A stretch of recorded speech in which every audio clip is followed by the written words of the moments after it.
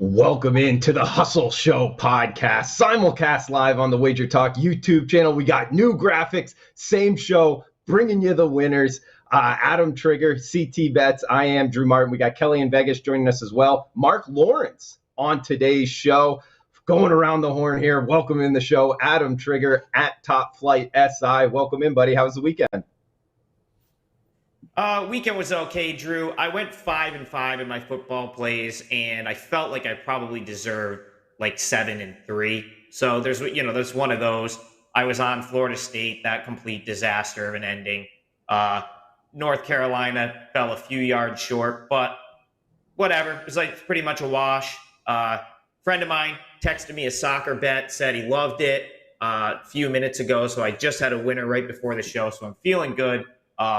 And the show info, which we'll get into in a second, absolutely crushed. So my friend's bailing me out again. Love it. But yeah, it was okay. Ready to have a big one this weekend, though. Good stuff, Trey. Yeah. Bringing the winners on today's show. I know one guy that was doing it. CT Bets 16 on Twitter. Chris Thurston. Welcome in, buddy. How you feeling? Drew Martin Bets, feeling great. I mean, what a weekend it was. And Drew, I just want to shout out, if you're watching this show and you're not making money and you're not cashing tickets, there is something wrong. I'm so excited for Trig to give this recap because the information we gave and the picks we gave absolutely killed it. I was doing the hula baby all weekend long, Martin Bets, and I'm ready to do it again, baby. Hula all weekend long from CT Bets, bringing the winners himself. Guys, this is a reminder before we get to the recap section. Viva Tequila Seltzer. That is our sponsor for the show. Shout out to Viva. Thank you for sponsoring it. Our belief is to live long, live well, and live it up. Hashtag Viva Up. Shout out to Viva, guys. Recap section, throwing it over to Trig. What we got, buddy? Yeah, I mean, the show last weekend was awesome. Really, every section crushed. First off, shout out to our guest from last week, the prop queen, Ariel Epstein. She gave us 5 props, and they went 4-1. Hopkins over 62.5 yards, winner. AJ Green longest reception, winner. Astros first 5 money line in the World Series game 1.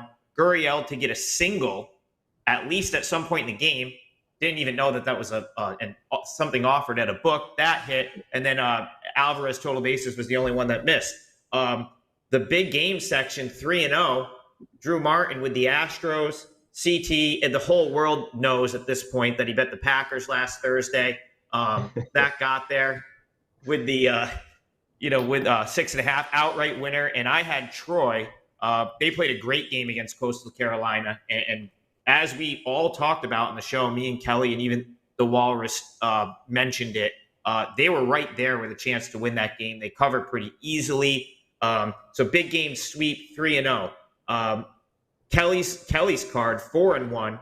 Troy, UTEP, Miami, and Old Dominion, all dogs, all winners. Miami and Old Dominion outright. The only loser on that was Nebraska. And then we'll give Walrus his own section, but of course he goes 4-2 to continue his absolute tear. He's now 39-27-2 on the plays that he's given us, and that was Troy, Miami, Old Dominion, the Patriots, all winners. 3 of those outright dogs. Colts and Browns fall short. And last but certainly not least, the best bet section, 3-1. And the one was me. But I will say that if there was one more play in that North Carolina UNC game, or Sam Howell didn't take a horrible intentional grounding, UNC probably backdoors, and we probably get a sweep. It wasn't to be, but everyone else, like I said, picking up the slack. Kelly, Saints, outright winner. Jameis goes down. Doesn't even matter. Trevor Siemian comes in for the outright win. CT Bets, outright winner with the Patriots. Never a sweat there. And then Drew Martin going back to the well with Wake Forest, and they won by $1 million. So 3-1 on the best bets. Great show last week. And we're going to obviously try to do it again like we do every week. Demon Deacons cashing it for me. And good run around, guys. Hopefully you made some money last week's show, but it's about this week now. So we're getting into the big game breakdowns. We got the merch store update. Click the link on the Twitter there. Merch store. Wally's been working hard on it. We got a lot of good stuff, including shirts like this. We got sweaters. We're starting to put out D-Gen special. I saw was up there as well. So guys, check it out. The merch store in the link is on the Twitter of the Hustle Show Pod. We got big game slate rundown. Packers and Chiefs is one we're wanting to talk about here with some big news. Talking about vaccines, talking about quarterbacks. It's making the major news headlines here, CT Vets. Packers and Chiefs. This is one I know you were looking at. Yeah, so Drew, when I did the rundown this morning, obviously the news hadn't come out yet for Aaron Rodgers, and we find that out around 11 o'clock this morning. This is a game I gave out last night on my radio show on SportsMap Radio, and I gave out the Chiefs at a pick'em. Obviously, the news comes today around 11 a.m., and they take it off the board. Now reopens at 7.5, 8.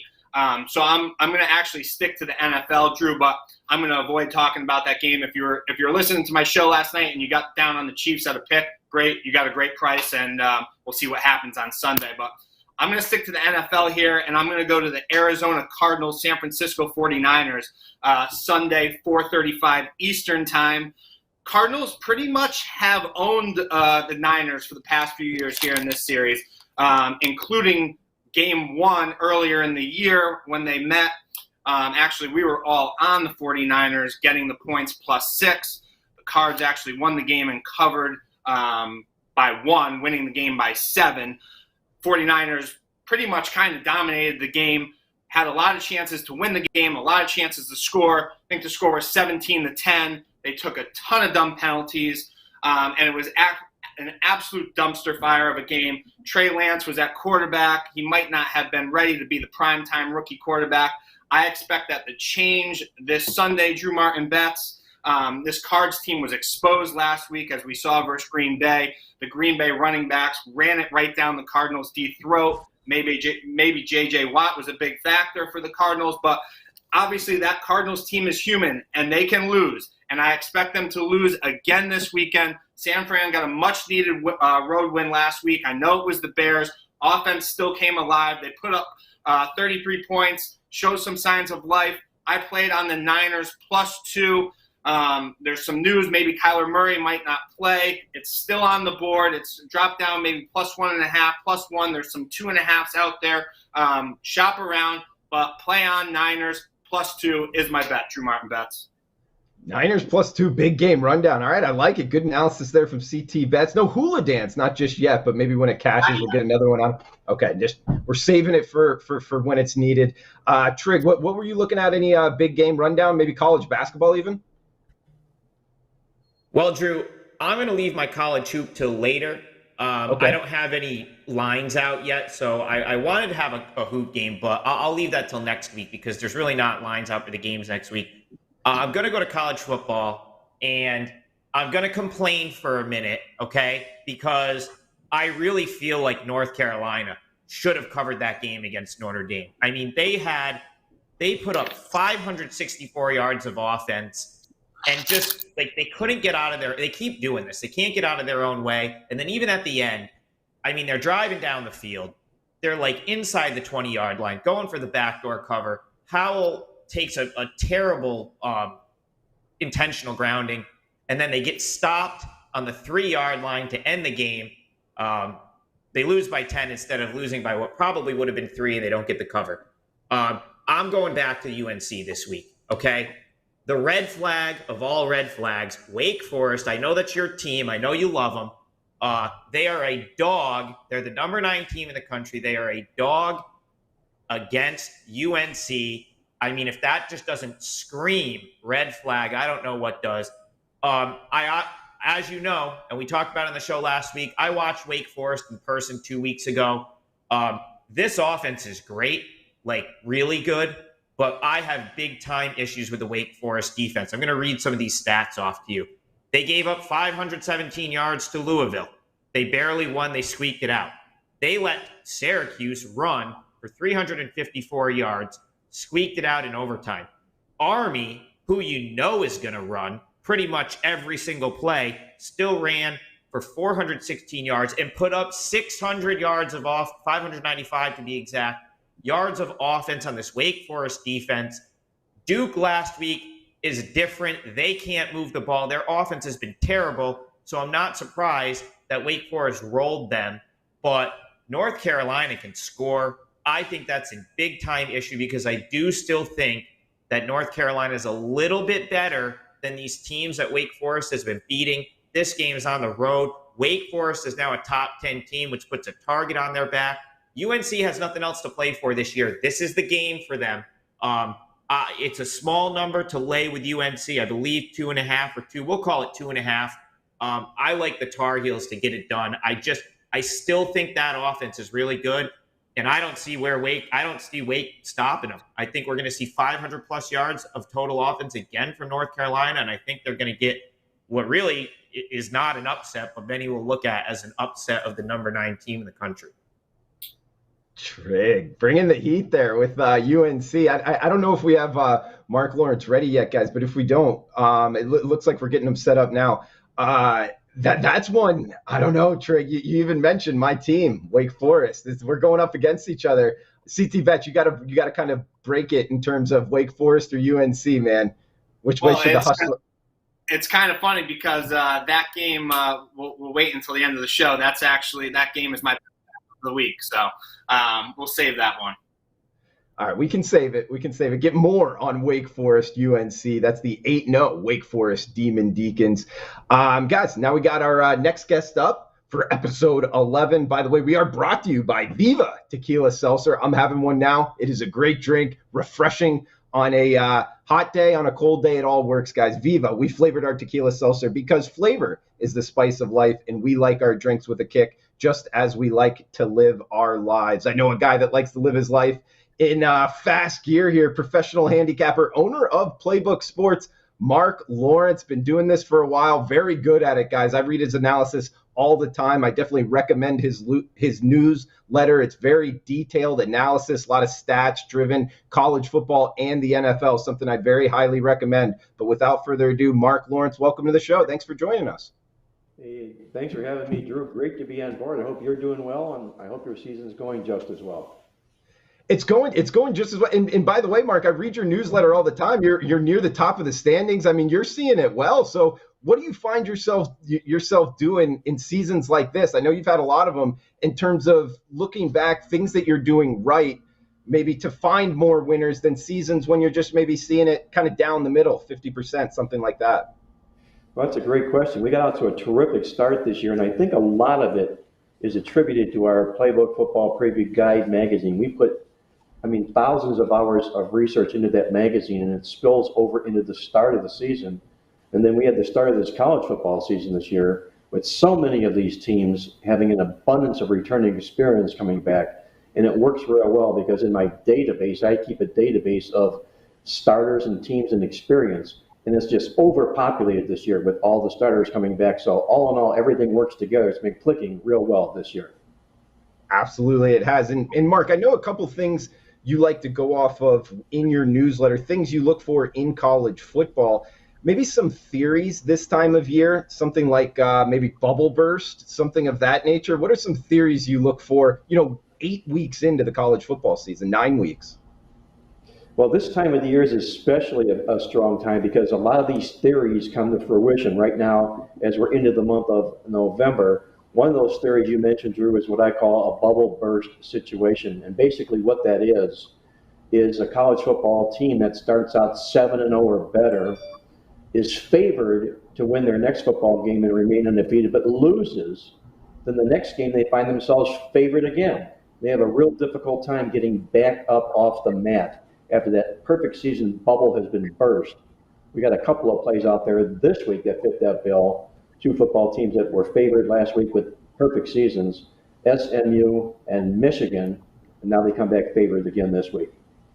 And so would that be you're just looking to fade that like this week, maybe Indiana plus 20 over Michigan, something of that nature, just go right off of those stats, or do you dig into it in terms of anything else into that type of play? Well, handicapping is all about as many edges as you can put together in your favor here. Now, the bubble burst is just one edge, okay, but it's a starting point for an edge. And in this case, I would never make or try and make a case for Michigan, knowing they're in this bubble burst situation.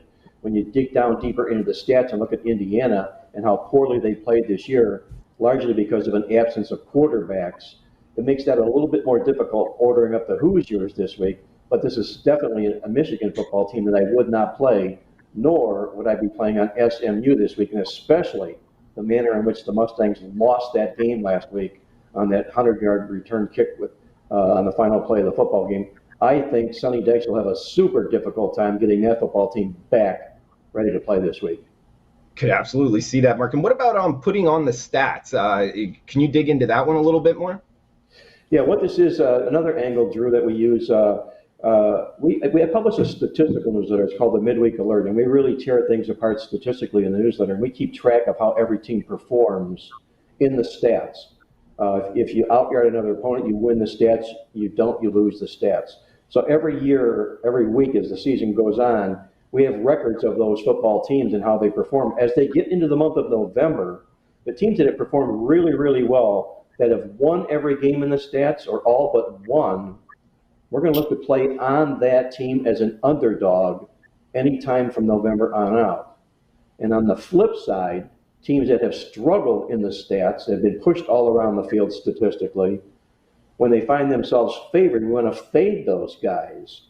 Now, this week, you've got a couple of dogs that fit the in the stats system here. And one of them, I know you guys are talking about Wake Forest, but Wake Forest does meet the bill where they've outstatted all but one opponent this year, and now they're taking points in a football game this week.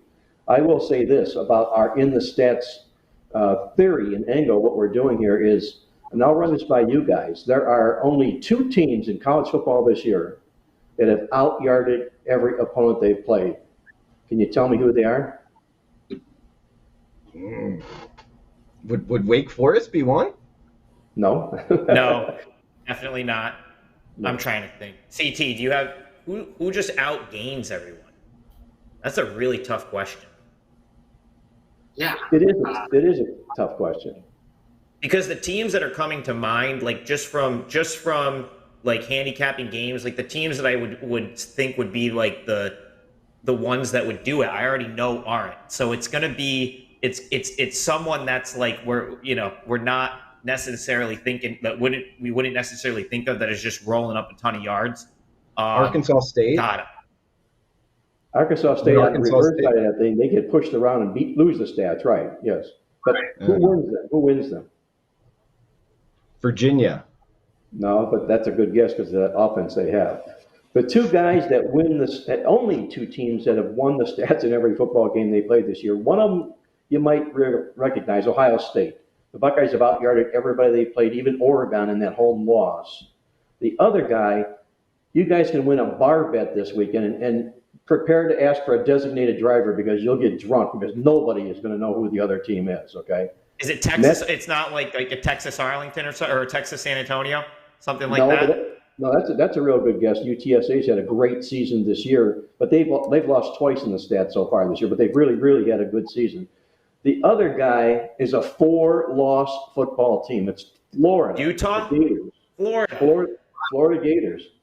4 losses on the year. They've out-yarded everybody they've played. I think it might be safe to say that Florida may be the best 4-loss team in college football this year. Mark, I'm going through the schedules in my head, and I was trying to think of the top teams, and that means that Florida outgained Bama and Ohio State outgained Oregon in a game they lost. Like I pretty much just instantly discarded those teams when I was trying to think of it because of like those two games. That's really impressive. But they did just that, Adam. They outgained those teams in those losses. Exactly right. Right. CT Betts, I know you got a couple questions for Mark Lawrence. What do you got, buddy? Sure, Mark. Thanks for coming on here. We're all huge fans here, and there's only really 2 newsletters that I religiously read every single week, and that's yours and our mutual friend Kenny White. And I can't go a week of football without reading that newsletter. That is jam-packed with information. And if you guys aren't reading that, and if you're not buying that, you're doing something wrong, because I use that to do my handicapping every single week. So thank you for putting that out every week, Marc. My question is to you, how long does that take you to write? And do you ever get sick of writing? Hey, I want to tell you something. That's a great question because of this, okay? My whole work routine of getting that newsletter together starts on Sundays. When I tear everything down, I put notes together on every college football team, and I have two writers that help me write. I write all the pro games up, and they write the college games. But they write the games from the stats and of everything that I give them, the fodder that I give them. So it takes me Sunday night to start, Monday to finish them up, and Tuesday to wrap it up. So that means Monday and Tuesday, I got 3 hours of sleep yesterday and 4 hours of sleep Monday. So they are literally 20-hour work days getting that newsletter put together. And I thank you very much for your kind words about the football newsletter. No, absolutely. They're amazing. And wanted to get to an NFL question for you here. Obviously, today we had some breaking news with the Aaron Rodgers information, and clearly not going to go this weekend. Last night on my radio show on Sports Map Radio, I gave out actually the Chiefs at a pick. I actually really like the Chiefs this weekend. It was funny to see after the game on Monday night, the whole world saying that they can't wait to take the Packers plus 2.5, and obviously that line ticks down to a pick. I give it out this morning, or last night at a pick, and now they take it off the board and it opens back up 7.5, 8. So I'm wondering to you, they opened that back up at 7.5, 8. Do you? And I know you have your power rankings and your numbers.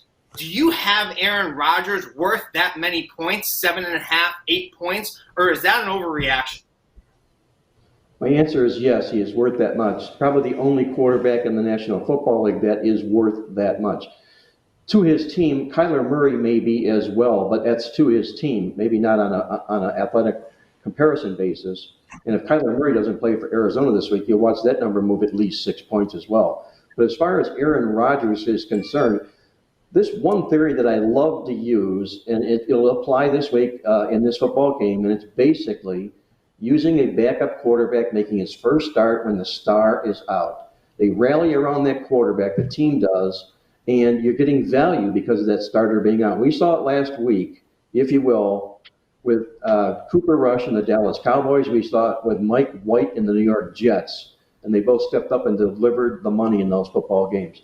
This football game is getting a little bit bordering on what I'm going to call ridiculous for the line. And if it stays this way and gets to 8 points come Sunday, you've still got a Green Bay Packer football team with players back this week that weren't there last week because of the COVID or injury situations. So it ends up being a rally around the quarterback type situation play for me. I'll take the 8 points with the Packers because of that. Good stuff from Marc Lawrence. I agree, Marc. That's also good analysis just through the whole way through. Guys, check out his playbook, professional handicapper, owner of Playbook Sports, Marc Lawrence. Marc, got to leave you with the question. We were talking about Wake Forest, UNC. Can you kind of break the tantrum we're in of 2.5 here, Wake catching that? Which is the right side of that game? And can you leave us with a best bet maybe for the listeners? Well, okay, we'll do both, but I'm sorry, I don't want to jump on everybody's parade because I heard you guys talking about North Carolina, Wake Forest, but, everybody has their style, and you stick to your style, man. It doesn't matter, how things are going, whether they're going good or going bad. You stay the course, you stay your style, okay? And my style is this time of the year is to ride with undefeated football teams as underdogs and fade them as favorites. In fact, we'll get to the point where starting next week, when these undefeated teams go out onto the road and find themselves favored, that's another situation we call as the news tightens. And it gets really tight for road favorites that are undefeated this time of the year. As far as the Wake Forest game is concerned here, Wake Forest is another one of our putting on the stats dogs. They've done really, really well. They've only been outgained once time this football season. They're getting no respect. They're a Rodney Dangerfield type respect team this football season here. And I'm going to play them as long as they stay the dog. I want to ask you guys this question, if I may. If Wake Forest runs the table and wins the ACC, how do they not make the college football playoff? No chance. They're in my opinion. They're in the playoff. Well, they should be, but I don't think they are. You saw what they did with Cincinnati last night. Yep. That's what I was going to say. Cincinnati's a group of 5 team, Wake's out of the Power 5 ACC, so that that might speak a little bit more to the conferences. Sure. Yeah, Mark, I think they're in. What do you think? I mean, I'd like to see it because I'm so. Oh, sorry, Mark. I was going to say I'm just sick of seeing the same teams. But go ahead. Yeah, and for that reason, I would love to see them in. And we're not going to see Clemson. We know that. The Mount Rushmore 4 are broken up this football season here. But so now you have Wake Forest, who's undefeated. And what if Oklahoma wins the Big 12 as unimpressively as they have played all season long? Then it comes down to maybe, just maybe, asking yourself, do we use Wake Forest or do we use Oklahoma? They'll use Oklahoma because they're the bigger power draw, okay? But I think Wake Forest is going to end up being that number 5 seed if they run the table. That's going to have their case to make about not making the playoffs, a lot like Auburn has done in the past. Oh, that was 04. Yeah, that was a tough year, Mark. But what best bet maybe for the show before we leave in any final words of advice out there for sports bettors? Well, let's stick with our bubble burst, situation, and sort of a bubble burst, but it's the reverse end of that theory, okay? It's the guy that pulled the rug on the undefeated football team, okay, as an underdog, and now he dresses up as a favorite this week, and he's feeling awfully giddy about what it is he just did, and I think the pressure is squarely on Michigan State this weekend after their big win over rival Michigan. Now they got to go into Purdue to play the Boilermakers. Jeff Brom is an outstanding coach, both in revenge as in an underdog, and he's been best at all as a home underdog. My upset special will be Purdue plus the points over Michigan State. The barking dog and the Boilermakers. Love it, Mark. Thanks for your time, Mark. Guys, go check out his newsletter, Playbook newsletter. A lot of good stuff. I read it personally. Definitely recommend it. Thank you for the time, Mark. Best of luck. Hey, my pleasure as always, guys. Be well, stay safe. May the ball bounce your way this weekend.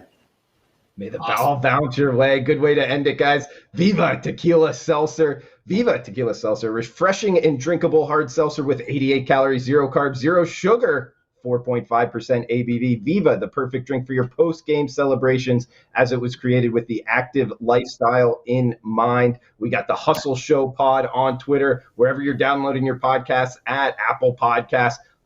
Hustle Show pod never sleeps. Next guest up, like always, each and every week, part of the hustle here, and she is cashing tickets. Her account balances got to be through the roof here. She's been bringing winners all season long. Without further ado, on Twitter at Kelly in Vegas. Kelly Stewart, welcome to the show. How are you? Hey guys, great always to follow up Marc Lawrence.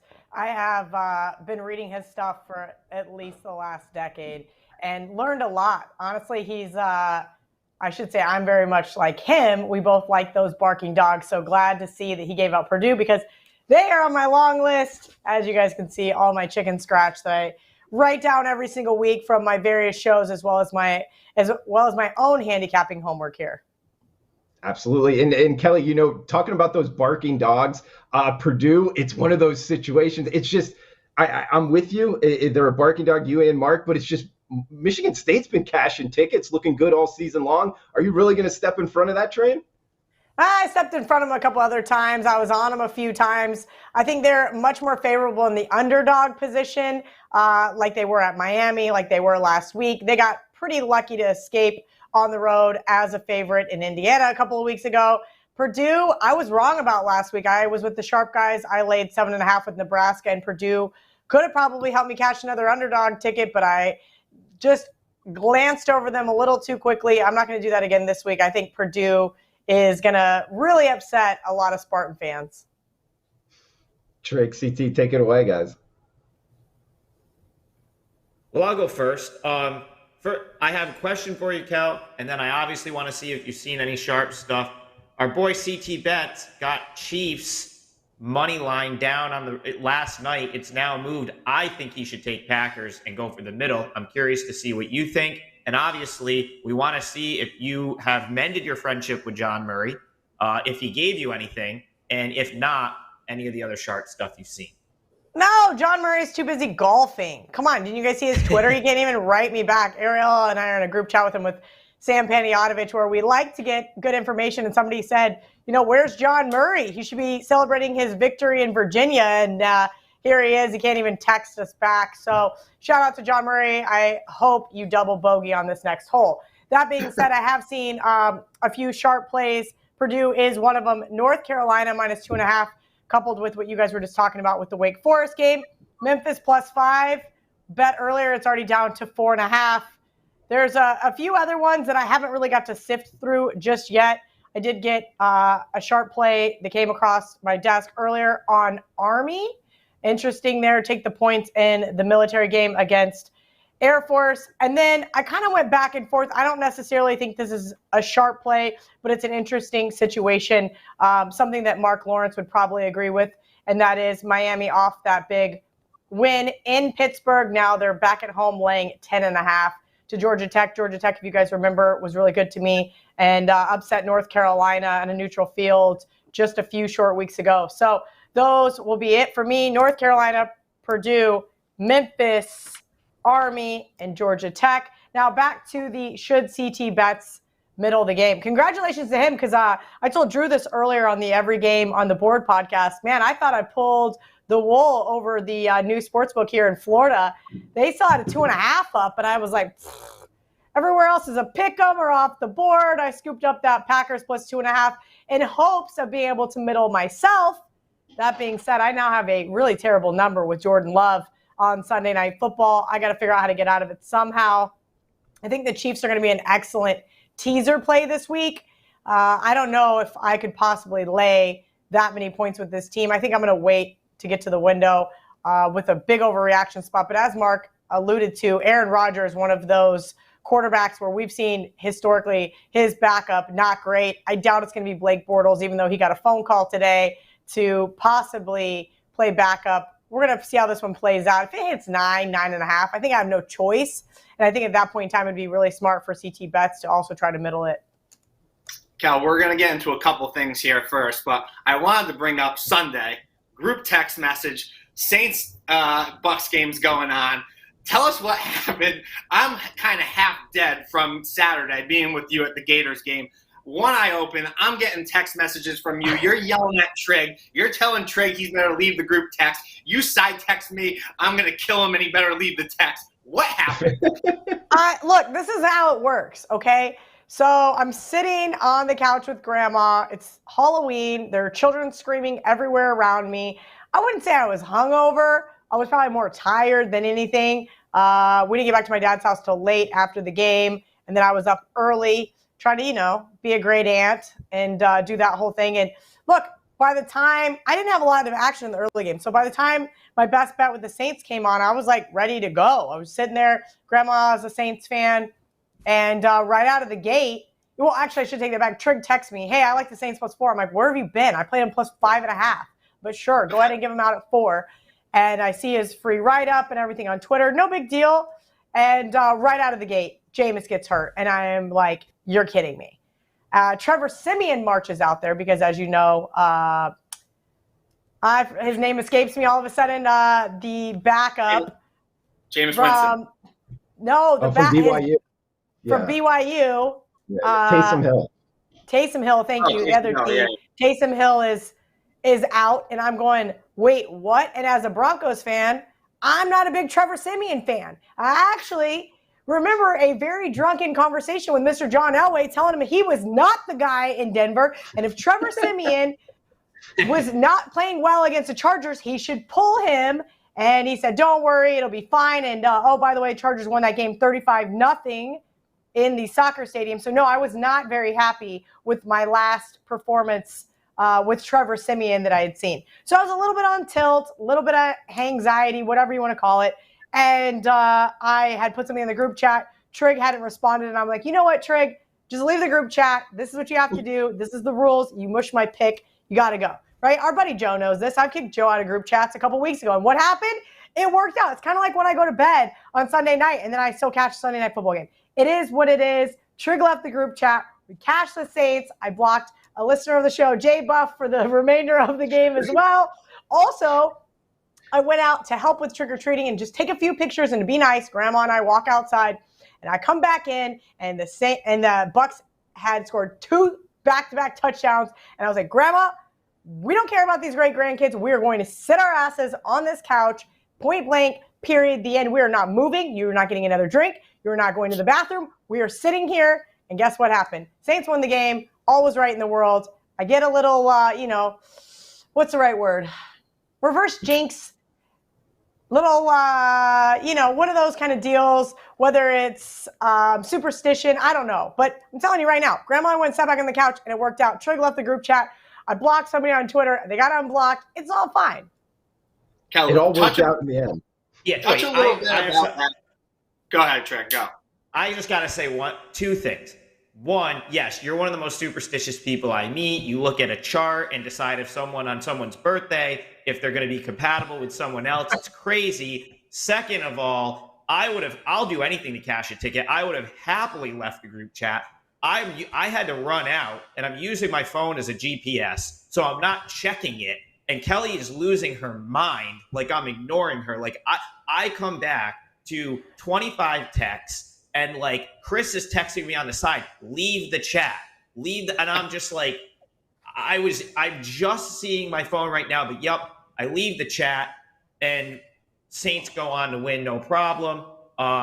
I forget what else I wanted to say. I don't even know. The other thing is, I bet the Saints, when you told me, Kel, I texted you and said, is this number still good? I kind of want to give this out. You said it was. Actually, your response was Saints money line. They're going to win. Don't even worry about it. They did. So it ended well. It turned out. I think you're leaving out I got 5.5. You're late to the party. There was a few texts in there. Look, we all know I can get a little crazy, and it happens. And anything to cash a ticket, right? Kel, we're going to jump into Wally's corner in a second here, but touch upon that, right? So the four of us, we're used to betting games. We bet games Monday, Tuesday, Wednesday. The four of us really don't wait until the last minute here. I have friends on Sunday that texted me, and they're like, hey, CT, do you like the Patriots today?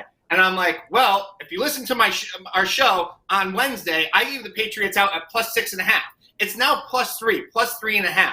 You just said, like, we bet the Bucks last week, you and I, at +5.5. The number goes to 4 on Sunday.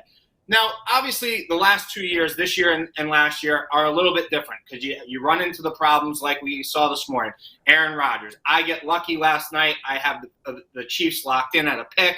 Then, obviously, it gets taken off the board. But do you still agree that it's important to be betting? If you like these games early and you think you're going to get the best of it, is it the right thing to do to bet them early than wait until Saturday, Sunday?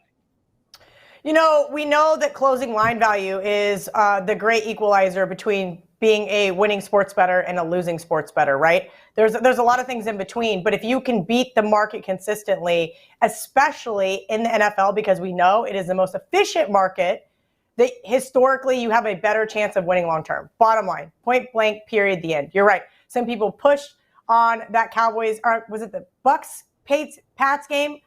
I'm trying to remember which game pushed. There was a couple of games this year that have pushed on the number that we both won, and that's going to happen. And the difference between a push and a loss, the difference between a win and a push, those 4, 5, 6 games at the end of the year could define your entire season. I think a lot of people don't realize that. I know I make a lot of jokes about closing line value trophies. Okay, the Vikings last week +2.5.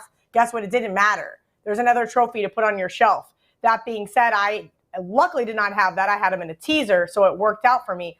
But look, I mean, if you're betting the Vikings at -4.5 when you're getting +2.5, you're going to lose long term. You're making bad bets, and the more bad bets you make, the worse it's going to be. Historically, we know that betting earlier in the NFL has been more profitable. It doesn't mean it's going to work out. I'm going to lose Packers +2.5, but if Aaron Rodgers hadn't got COVID and been out this week, I have a great number. Point blank, period, the end. And that's what I think really defines people across all platforms, is being able to get the best of the number no matter what the sport, but particularly in the NFL. Words of wisdom from Kelly in Vegas. Kelly, we got Wally's Corner coming up. I know we're running against it time-wise. I do have one more question for you. It looks good. Where'd you get that sweater? Of course, it is a Hustle hoodie, complete with Coco dog hair on it. I had her sitting on my lap while I was listening to Marc talk, and I just was like, well, if that shows up on screen, it is what it is. Kind of problem wearing a black hoodie with a white dog. part of also being a dog owner. Do you guys want me to give a best bet or wait till after Wally's Corner? You can give a best bet. If you got to run, Kelly, that's cool. But we were going to do best bets after Wally's Corner. Go ahead. Wally's Corner's up. All right, Wally's Corner, let's rock. Trig, update. Wally's Corner, year to date. Let's go. Year to date, 39, 27, and 2. Wally's crushing it. Go ahead. All right. Wally gave us 4 this week, okay? I don't like it. Shorten the card a little bit. 2 college, 2 NFL. First one, they played Memphis, +6, +5.5. Memphis is home versus SMU. They played 6.5 getting. It's now down to +5, +4.5. Memphis. Next one, college, Tennessee. Tennessee is at Kentucky. They bet Tennessee +3, +2.5. It's now down to a pick. Head to the NFL. They bet the Patriots. Patriots at the Carolina Panthers. They bet -2.5 all the way up to -3. Now sits at -3.5, some -4. Last one, Cardinals at 49ers. I talked about this game earlier. They bet the 49ers. They bet +3. 49ers are home. Now it's down to +2, +1.5. There's some news. Maybe Kyler Murray doesn't play, but that's Wally's Corner for the week. 2 college, 2 NFL. We will post it again on Twitter so you know where to go. How about that Pat side? It's taking some sharp money now.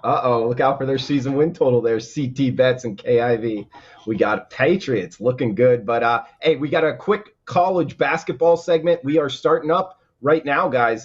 We got college basketball kicking off on Tuesday of this week, I believe. A guy that knows all about it here. A little 60 seconds, minute and a half here. Trig's college basketball looks. Take it away, Trig.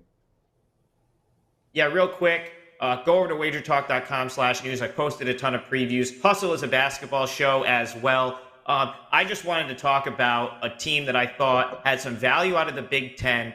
I gave out Georgia 8-1 in college football to win it all. That's looking like it's at least good value right now. I'm going to touch on a team that I think could win it all out of the Big Ten, and that is Illinois. Right now, they're 20-1, and the reason I'm just going to go with Illinois here as a team that could really be value is I see there's like 5 teams at the top of the Big Ten, which is an absolutely loaded conference this year, that all are relatively the same. And I think Indiana, even though I've grouped them in that group, is a little trendy. I don't know if I put them on the same level as the other 4, but the teams I'm talking about, Michigan, Ohio State, Purdue, Illinois. Michigan's like 8-1 to win the national title. Ohio State is 19-1, Purdue 14-1, but you can get Illinois in the 20 to 25-1 range. They might have the best player in the conference in Kofi Cockburn, and he might be one of the most dominant players in the country. He's 7 feet tall. He's just a talent that these other teams, any team that plays Illinois this year is going to have to figure out how to game plan for that guy.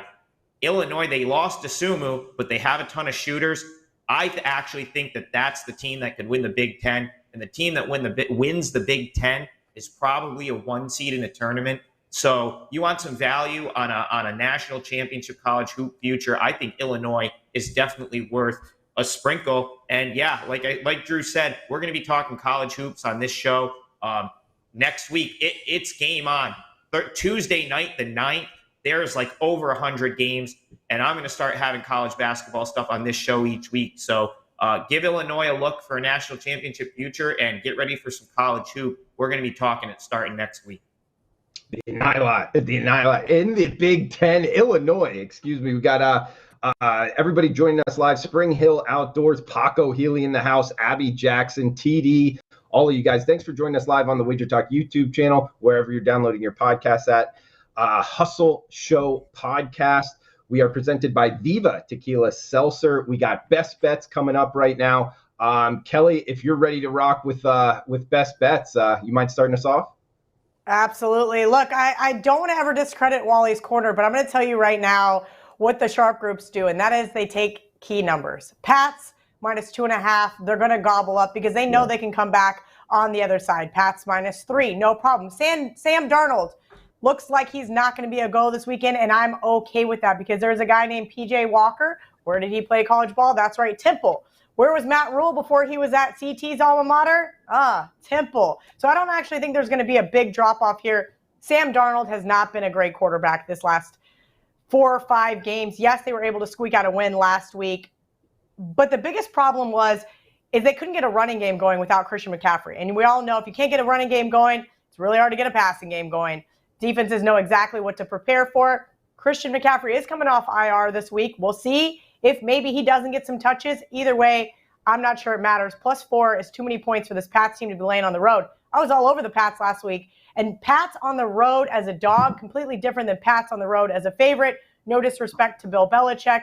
We all know the bet that CT and I have, but Pats are going to lose this game. Carolina +4, Carolina money line.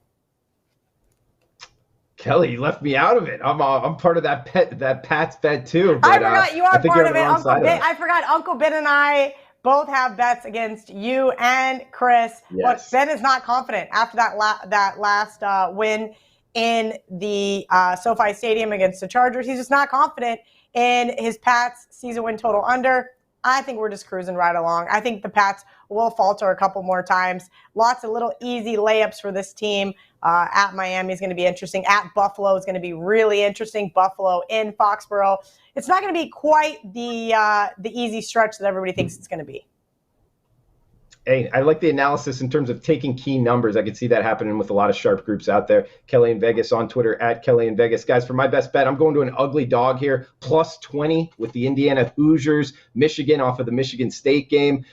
Tough loss for them and getting near 3 touchdowns here. I'm going with the Hoosiers in the Big Ten for my best bet. We got the hula dance probably going last here. I guess Adam Trigger. Should we throw it over to Trig for his best bet first?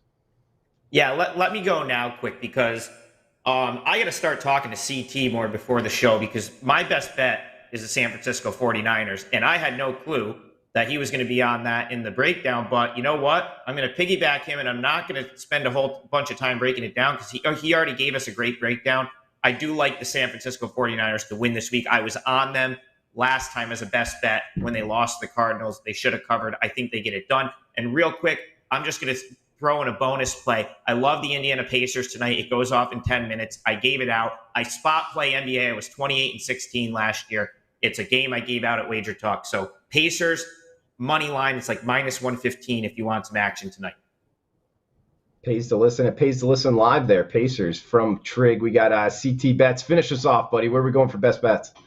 All right, we cashed our last 2 best bets in the NFL, and I'm going to switch it up, and I'm going over to college. I actually agree with Trig here. Like Marc Lawrence says, he's on the other side of Wake Forest. He sticks to his theory. I stick to my theory. I think Trig is on the same page with my theory. This is your classic unranked team laying points to an undefeated ranked team, and I'm laying the points here with UNC at home -2.5. Wake's going to end up being a public dog. This is obviously going to be a very high-scoring game.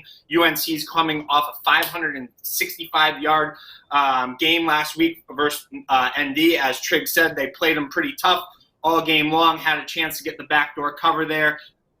Wake Forest defense, absolutely atrocious. I expect Sam Howell to come out. Mac Brown will have his team ready to play. UNC defense advantage. UNC at home -2.5 best bet. He's CT bets, no hula dance, but we got the best bet from him. For Adam Trigger, CT bets, Kelly in Vegas, I am Drew Martin. Guys, remember we are brought to you by Viva Tequila Seltzer. Our flavors pair perfectly with our artisanal Blanco tequila for subtle and refreshing drinks. Check it out, Viva Tequila Seltzer. Thank you for watching. Please smash that like button, and best of luck with your bets. We'll be back next Wednesday.